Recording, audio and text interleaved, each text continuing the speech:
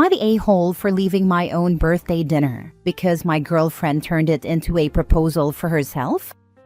I, 28th male, had my birthday dinner last weekend, and my girlfriend Sarah, 27th female, offered to plan it. I was excited because I usually keep things low-key, but she said she wanted to make it special. She booked a nice restaurant and invited close friends and family. Everything was going great, until it was time for dessert. The waiter brought out a cake, but instead of my name, it said, "Will you marry me, Sarah?" I was completely blindsided. Sarah got all teary-eyed, turned to me and said, "Well, this is the best surprise ever, right?" Everyone around us started clapping, and her friends were filming. I just sat there, stunned. She took my silence as hesitation and started going on about how she knew I wasn't big on grand gestures, but she couldn't wait anymore, so she took matters into her own hands. At that moment, I stood up and said, "This is my birthday. If you wanted a proposal, you should have talked to me about it first." Then I grabbed my stuff and walked out. Sarah was mortified, and her friends blew up my phone, calling me an a-hole for embarrassing her and ruining the night. She even said I humiliated her when she was just trying to do something romantic. I'm getting conflicting opinions from family. Some say I should have just gone along with it for the night, while others think she crossed a major boundary. So, am I the a-hole for leaving my own birthday dinner because my girlfriend hijacked it for a proposal? Now for the top comments. She didn't just turn it into a proposal. She turned it into a proposal where she proposed to herself on your behalf. That is not rational behavior in the least. If she wanted to propose, she could have proposed to you, from or as herself to you. But no, she wanted the public moment of her being proposed to, and decided your birthday was the perfect time for her to give this to herself. She was trying to do something romantic, but you weren't the intended recipient. She was. It was nice of her to show you what she values, because it definitely isn't you. You're a prop for her, and at least now you know that for sure. Absolutely, positively not the a-hole. That's beyond self-centered. She totally hijacked your moment for herself. Huge red flag. Not the a-hole at all. It's not even just the hijack, though that's bad too. She was tired of waiting, so she tried to publicly force OP to accept a proposal. I wonder if she's even had a discussion with him before this, and how long they've been together. Not the a-hole. Glad you didn't go along with it. The cake could have said, "Will you marry me, OP?" with her proposing to you, which would have been cringeworthy at best. Instead, she decided to make it all about her and put you on the spot. Please see her for who she really is, not worthy of your time and attention. Yes, if it was her proposing to him, it would be one thing. The way she did it was awkward. Plus, the fact that she did it in front of friends and family makes it even more awkward. This girl is nuts. Run away as fast as you can from the crazy. Yeah, I'm actually stunned. This is completely insane. Who thinks of something like that? Next story. Am I the a-hole for refusing to pay my wife while we are separated? For context, my wife went through some trauma and has not been using appropriate coping skills or seeking help. Instead, she is going through a complete midlife crisis of sorts, including leaving me rather unexpectedly. We are in counseling, but as of now, she cannot commit to anything other than a walk once a week. We barely speak. More context, I work 3 jobs. The original plan was to stack and save money to travel and possibly foster children eventually. She works 1 job. I pay all of her and my bills, except for her cell phone bill and 1/4 of the car payment. I was feeling quite resentful because she had been ignoring all of my messages for about a week. I saw that she was ordering food through a delivery service, so I changed my password. I saw she was also attempting to buy groceries on a similar app, so I took her off all of them. She then asked me for $150 a week for expenses.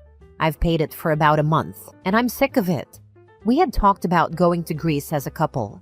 Now she can't even commit to more than 1 walk a week with me, and maybe 3 messages a day. No plan to get back together anytime soon. She says she's enjoying aspects of being single.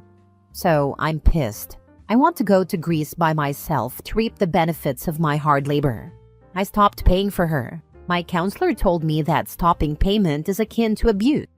But I think that working 3 jobs and sacrificing my mental and physical health so my estranged wife can do God knows what on my dime is also abuse. I'm standing my ground and not paying her weekly. Am I the a-hole? Since I pay all of her other bills, this seems quite reasonable. I'm not going to stop paying her bills, except maybe her gym membership. That's not essential. Am I the a-hole? Edit. The trauma was her grandfather dying. She was close to him. Then about a year later, her dad died. Neither death was unexpected. Grandpa was 91 and Dad had been battling lung cancer while continuing to smoke for about 4 years. It was traumatic because she was very close to both of them, and when her dad died, it was during COVID, so she wasn't able to say a real goodbye.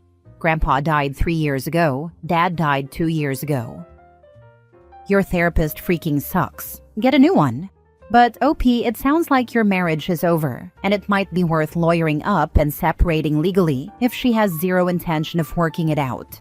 Not the a-hole. I couldn't agree more. The therapist is full of BS. Not giving away your money is abuse? OP, get rid of that therapist immediately. Therapist is whack as hell.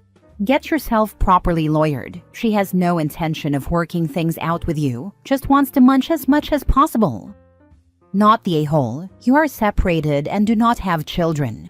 She's not your responsibility anymore. If she is enjoying being single, then she should get the full experience, bills and all. I feel like she's stringing you along so she can be single and have her bills paid. That's what I'm afraid of. Let her know you're happy to continue counseling, but you can't keep paying 2 households. Or keep paying. Really your only choices. Yeah, I definitely don't want to engage in financial abuse, but she has a job. She's living with her mom. She will not become destitute without an additional $600 a month.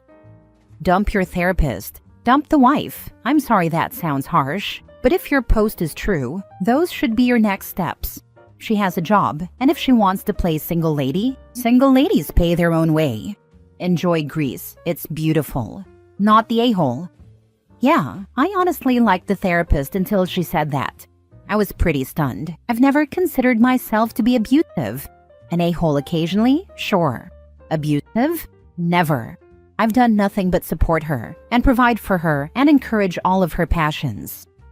Next story. Am I the a-hole for telling my husband it's too late to save our marriage? My husband and I met 5 years ago. He lost his first wife the previous year, and he was struggling with his 2 kids, who were 4 and 2 at the time. Currently, they're 9 and 7. It wasn't the parenting he was struggling with, but he admitted he was lonely and missed having someone there. We dated casually for a few months, and then more seriously. I was introduced to his kids after we had been serious for 7 months, and things were going well. When his first wife's family learned I was around the kids, there were some rumbles. My husband told me it would blow over and that it was difficult for them to hear the kids were bonding with another woman. It wasn't until after we got married 2 years ago that I started to feel like it wasn't going to blow over. The kids were acting out with me far more. We didn't have any real issues before. Sure, they were kids and didn't always listen, but it felt pretty evenly dispersed between my husband and me when it came to discipline. But after a while, it was clear that it was happening to me far more than to my husband. Things were only really starting to get more noticeable when I learned I was pregnant. My husband was thrilled, but the kids were not. Everyone told me it would take time for them to get used to another baby joining the family. They told me to give it time. My husband and I talked about my concerns, and he told me he'd be on the lookout for anything, but he didn't. He was dismissive the next time I brought the topic up. Then he started dropping the rope and expecting me to do more. The kids saw their mom's family once every 2 weeks. My husband used to drop them off, but then he expected me to do it. And I was met with a very icy reception and hostile remarks if I asked the kids to be careful or anything like that. I told my husband, and he shrugged it off. The kids started saying, "You're not our mom." They told me I couldn't tell them what to do. My husband heard them say it, and he said nothing. When I did, they got even angrier. One time while I was pregnant, I asked them to carry their dirty dishes so I could wash up, and they said no, that they didn't have to listen to me. I told them I was the adult in charge, that it was a simple request, and that I knew they were capable of doing it. They told me their real mom's family said they didn't have to listen to me and that I was a stupid bee who was trying to take them away. I tried to sit down and explain that I didn't want to take them away from anyone or upset anyone, that I was just another person who loved them, but the kids stormed off in a tantrum. My husband didn't care when I told him about it. When our son was born, it didn't get any better. I told my husband we needed marriage therapy and family counseling, and that he needed to hear me or our marriage wouldn't survive. But he didn't make the time for it. He told me things would get better once the kids settled. He was still leaving it all up to me, and anytime I called the grandparents to come and pick them up because I couldn't drop them off, it was like I was their enemy. The kids behaved even worse after visiting them. A friend who had lost a parent young and gained a step-parent afterward told me that intervening myself would just make them resent me more and would likely end any chance to improve the relationship. She said if my husband wasn't going to step up, then I needed to leave. She said there was a good chance my son would grow up in a very unhappy home if nothing changed and that I'd be miserable, more than I already was if I stayed. I tried to make it work. I tried to have another talk with my stepkids. I tried to insist on marriage counseling again. I got nowhere, and it was still getting worse. To add to it, the kids rejected their baby brother. There was no magical baby winning them over moment like others had mentioned. Not that I really believed in that, but I wanted to think it could happen. I also wanted to believe things could get better. But without my husband on my side, I know it won't. I reached the end of the line after Christmas. I packed up mine and my son's things and went to my parents' house. I filed for divorce the next day. My husband didn't seem to believe I'd follow through with it, but after a couple of weeks, he started saying all the right things and promising he'd do better. I told him he was too late. He said we built a family and that the kids couldn't lose another mom. Even his parents, who never paid much attention to me, reached out and told me I couldn't do this to the kids and that we needed to make it work. That it's never too late when kids are involved. Am I the a-hole? Now for the top comments. Not the a-hole. You tried for years, communicated your needs clearly, and your husband consistently failed to act. His sudden change of heart is convenient, but it doesn't erase years of neglect and the toxic environment he allowed to fester. You did what you had to do to protect yourself and your son. His family's pleas are out of line. They ignored you for years and now want you to sacrifice your happiness for their convenience? You deserve better. This, OP, get out now. He's desperate for you to come home to take care of his kids, not be a partner. The warning signs were there from the beginning. He just needed a nanny and a bed warmer. Why do people think other children will automatically accept a step-parent? Why do people think babies can bring about change in other children? OP should not have had a child with this man when all the red flags were there. Now her child is forever linked to this situation. Not the a-hole. You tried for years and he turned a deaf eye and ear to all the bad behavior. He never ran interference or established boundaries. When it was obvious his previous wife's family was bad-mouthing you and telling the kids to mistreat you. The kids aren't losing another mother because he and his first wife's family made sure that you weren't in that role. He only realized how bad it was when you left. He won't change, and I have no doubts he will move on quickly and find another woman to take care of things. I wish you and your son luck, OP, and a happier life that you both deserve. Thank you. I hope my son and I can have a happy little life now that we're out of the house. I feel guilty I let him be born into that mess to begin with, but I'll do everything I can to make him enjoy the life we can have. Unless your ex decides to give up custody, your son isn't out of that house. Once he gets a bit older, he'll be spending half his time there if that's what your ex wants. He hasn't even mentioned our son in his efforts to make me come back. I can't see him fighting for custody. I can see him letting the kids go to his in-laws and letting me keep our son. Last story. Am I the a-hole for telling my husband I won't cook for his mom anymore? My mother-in-law, 64 female, has never liked me, 30 female. She's polite when my husband, 35 male, is around, but when we're alone, she constantly makes passive-aggressive comments. If I wear makeup, I'm trying too hard. If I don't, I look tired. If I buy something nice for myself, I'm wasting money. But the worst part, she critiques everything I cook. Despite this, I've always cooked for her. She lives alone, so my husband invites her over 3 times a week to make sure she's eating well. I wouldn't mind if she were appreciative, but she never is. No matter what I make, she always finds something wrong. This soup could use more seasoning. After I followed her exact recipe, lol. The chicken is a little dry when I made her favorite dish. You put cheese in this? That's not how I do it. I've bitten my tongue for years to keep the peace, but last week was the final straw.